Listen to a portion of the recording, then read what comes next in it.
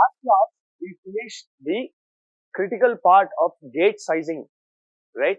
And the summary of gate sizing is as shown here. Basically, the number of gates in the path is fixed, that is n is fixed. Then the stage delay should be made, or the stage effort should be made equal for all stages. You should not have one gate doing more work than the other gate. Okay, and therefore it has to be the net minimum delay that is achievable in that way is nf power 1 by n plus p, right, where p is the parasitic effort, right, and f is the stage effort, where f is equal to capital G into h, path logical effort into path electrical effort, which is output capacitance by input capacitance, right. Now, on the other hand, if you have very few gates in the path which is driving a very large load, then this minimum delay is not sufficient. You're still going to have a lot of effort being put in by each gate, right? As you saw in the example that we did, we had an stage effort of 10. Now that was too much, and we got a delay of 46. Then we said that the reason for that was f power 1 by n is not being made small enough. Ultimately, that's where you're gaining. So if you look at this equation, n f power 1 by n plus p, you have the delay scaling as n, right? If n increases, my delay goes up linearly with n. But the delay falls as f power 1 by n. So these two are fighting each other, right? So you must try to reduce f power 1 by n as much as possible without increasing, until the n starts dominating in the sequence, right? And therefore we said that you can actually insert buffers in the path and still reduce the delay of the path. Okay, this buffer insertion algorithm was discussed, and we said that the optimal stage effort is approximately 3.59. We said making it 4 is not a bad idea, because ultimately in your standard cell library you will have gates which are of 2x, 4x, 8x, 16x and so on. So that's why even this fan out of 4 delay is a very magical number for digital circuits. Okay, and so the optimal number of gates after buffering should be log to base 4 of the path effort f, right, and this we basically solved. And then you can find the optimal delay as nf power 1 by n hat plus p plus n minus n1 into the delay of the inverter. That's missing here, right? So further we said that if you want to reduce the delay of your circuit or of your path any further, the only way is to reduce the logical effort, because the electrical effort h is simply output capacitance by input capacitance. It is fixed. Nothing you can do about it. You are given a load, you are given the first gate's input capacitance. You anyway would not want to upsize that too much. You make it unit gate, right? So you take the ratio, this is fixed. The only way you can reduce the delay any further is to reduce the logical effort of each gate on the path. So in the rest of the module, that is what we are going to look at. We are going to look at methods in which I can reduce the logical effort. Okay. So before I reduce the logical effort, let me also deal with another important concept. Suppose I have a NAND gate here.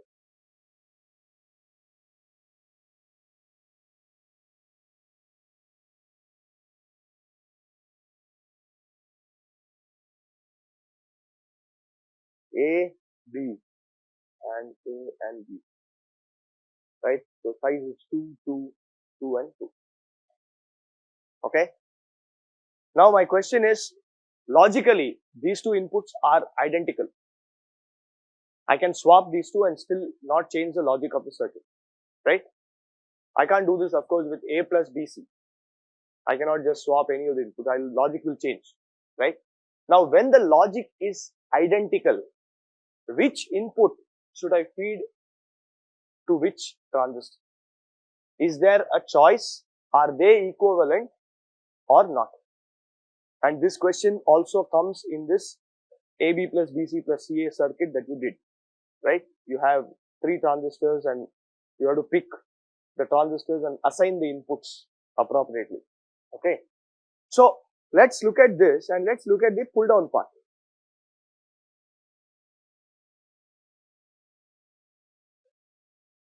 B and A. This is 6C.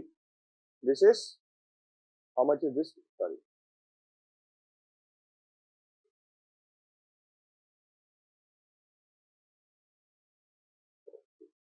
One second.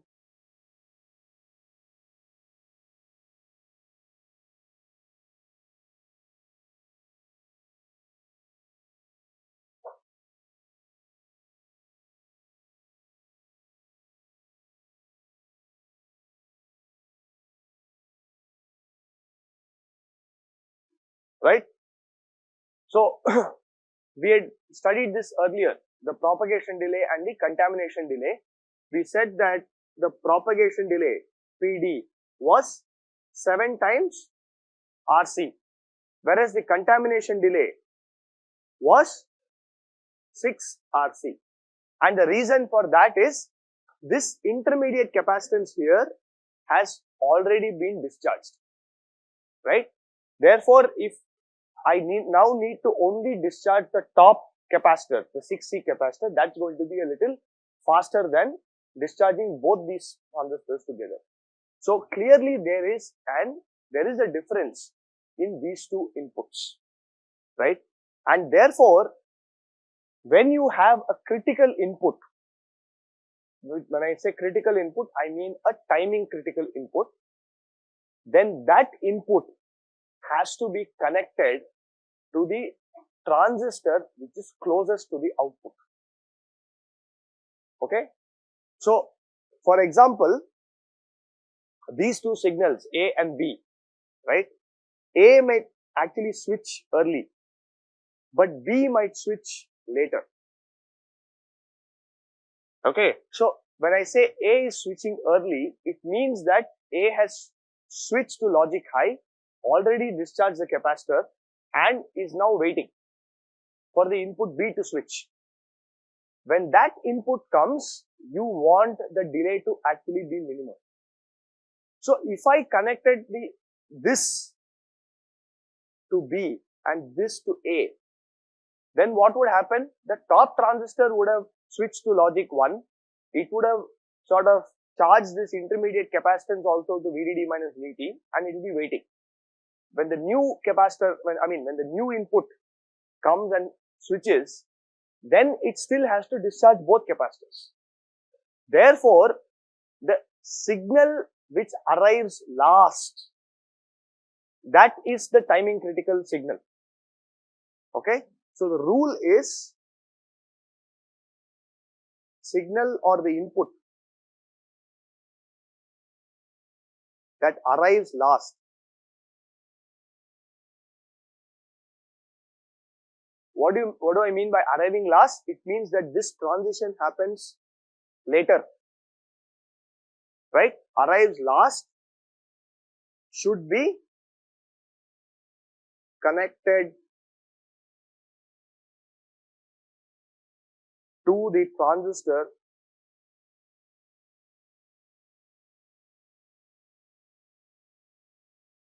closest to the output, right? So this statement is true even if I have a NOR gate. If I have a NOR gate with a PMOS stack, then the input that arrives last should be connected to the PMOS transistor which is closest to the output. Clear? So what is an example here? Suppose I have a NAND gate, let's say with a signal like this, reset and an input A. Now this reset is, very not timing critical, right? So therefore you connect that guy to the bottom transistor. The signal A is basically the critical signal which is going to control the stuff inside your circuit, right? So that has to switch as fast as possible. right? It is this signal that is going to make many transitions during the functioning of the circuit. Reset is occasionally it will go low or something like that, where you shut off everything and bring the whole circuit to a reset condition. So that's a less critical signal. Connect that to the transistor, which in this case should be A, right? So I'm going to connect this to A and this to B, or okay. Maybe I will just call this as this to be avoid confusion. I'll call it signal X. Okay, so this is input ordering.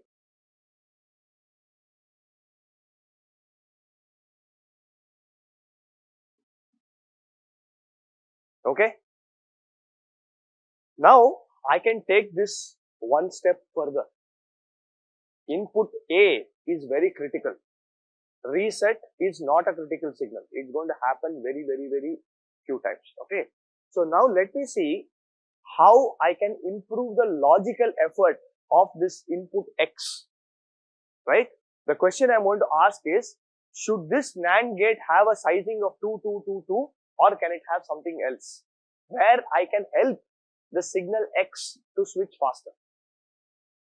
Okay. So let's look at that case now.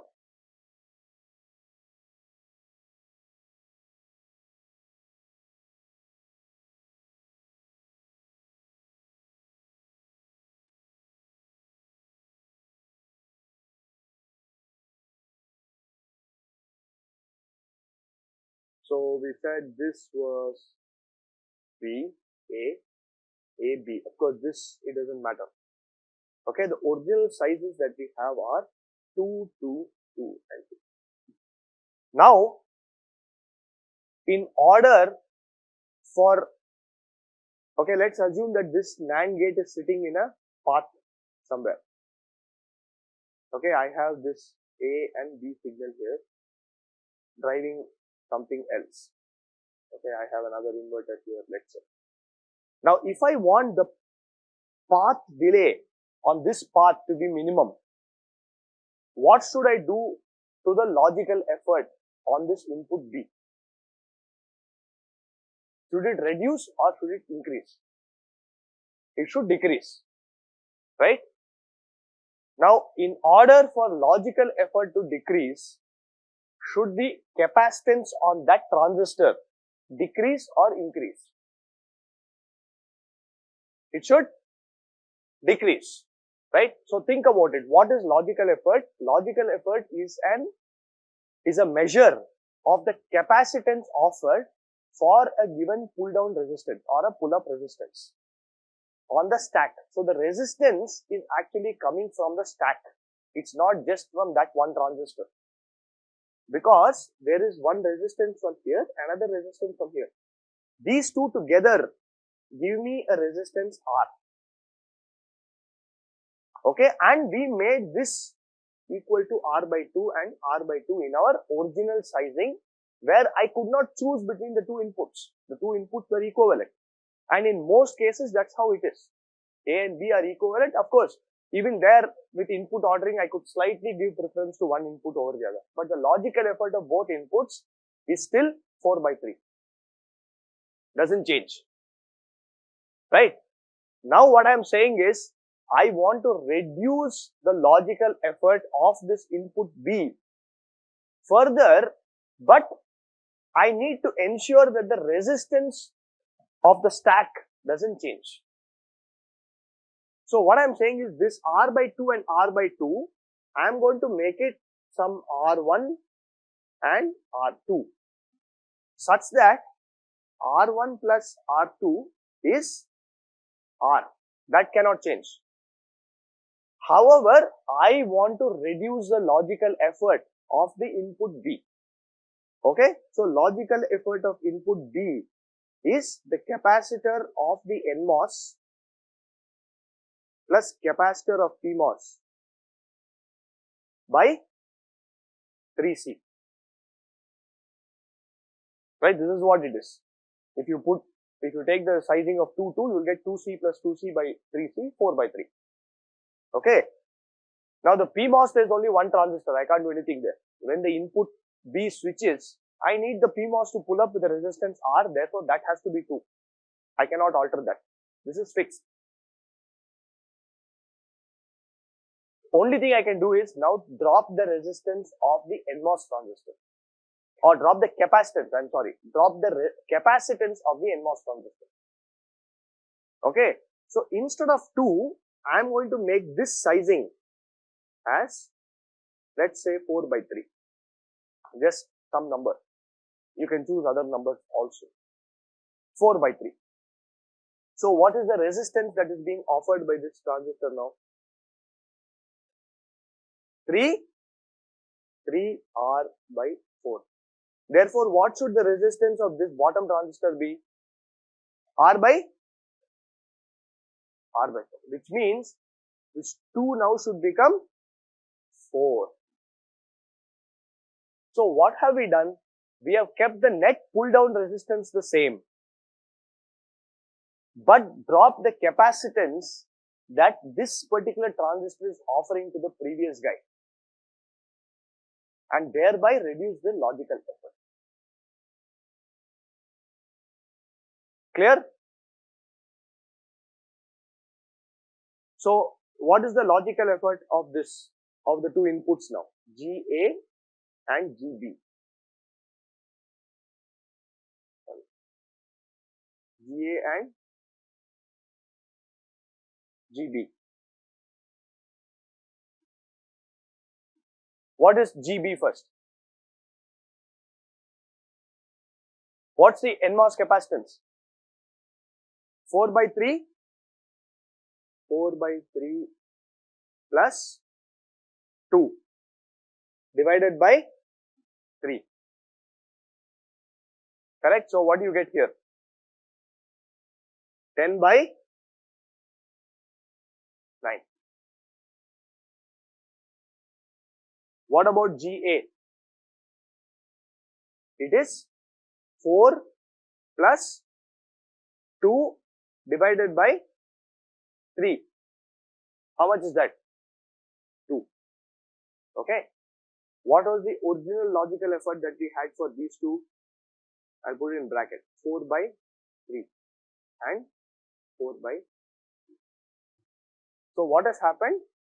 2 is greater than this, right? However, this is less than this. So this is called an asymmetric gate, because the two inputs are not symmetric any longer. They have different sizes and therefore different logical efforts. Right? So the same example that you take where you have a reset connecting to this, I will not only ensure that the reset is connected to the bottom transistor and the signal is connected to the top transistor, I will make the gate asymmetric, not skew it. I will make the gate asymmetric by sizing it like this. Of course, you can now do various kinds of sizing. This 4 by 3 and 4 is just one example. You can do any n plus 1 by n and n, or n plus 1, and get the same result, right? And in the limit, the logical effort of this critical input will approach what? 1, which is as close as you can get to an inverter. You cannot get better than an inverter in any case. The static CMOS inverter. Actually, you can get better than that. So I'll take the statement back. We'll come to it later. Clear? Any questions here? Yeah.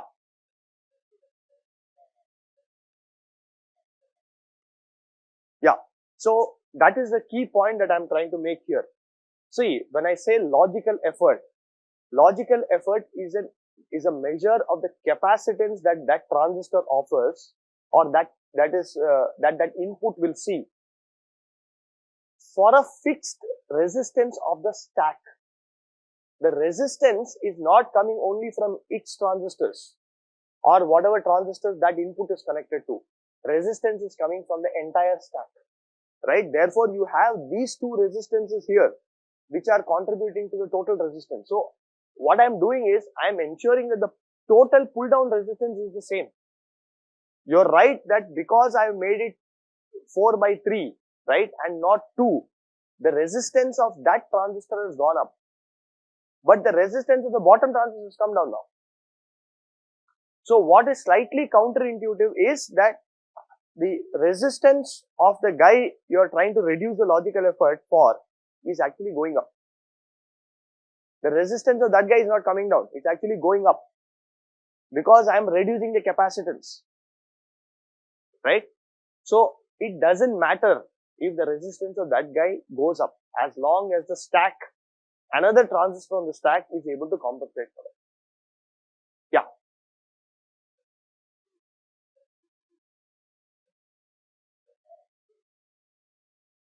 Well, that's not possible, right? That's not possible. Therefore, that's why I said you can make it any n plus 1 by n.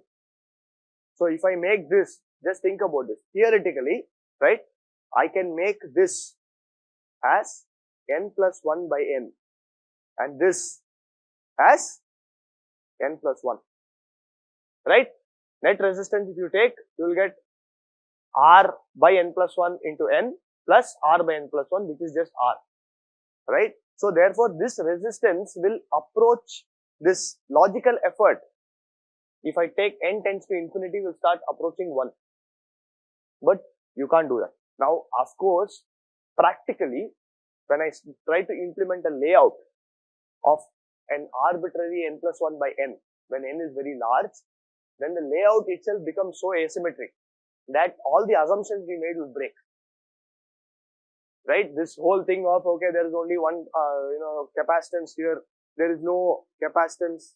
We don't double count that capacitance. All that will break because the layout has become so asymmetric. That's why the suggested number is 4 by 3 and 4. That's a practical thing which is going to work even at a layout level. Theoretically, you can do any n plus 1 by n. Okay? So what happens to the parasitic delay? So again, the only thing, yes, so that will change. You got to, recalculate all that a little bit. And in fact, even here, you're right that, you have to look at the layout. You have to look at the layout now. However, it is still true that parasitic delay does not change if I upsize this gate. That still remains true. Therefore, my gate sizing algorithm still doesn't care about it. It's a constant number. You have to calculate a new number. It's a constant number. Forget about it. That's all. You have to do Elmore delay again to get this number right. And in fact, that in between capacitance here, you have to recalculate a little bit. It may not even be true that it's a shared uncontacted diffusion and stuff like that. So you have to, I would just say you have to rely on simulations on the RC extraction netlist. Okay? Okay. So now, so just by the way, this is basically known as an asymmetric gate.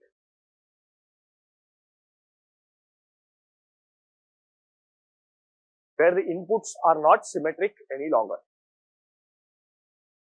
Okay?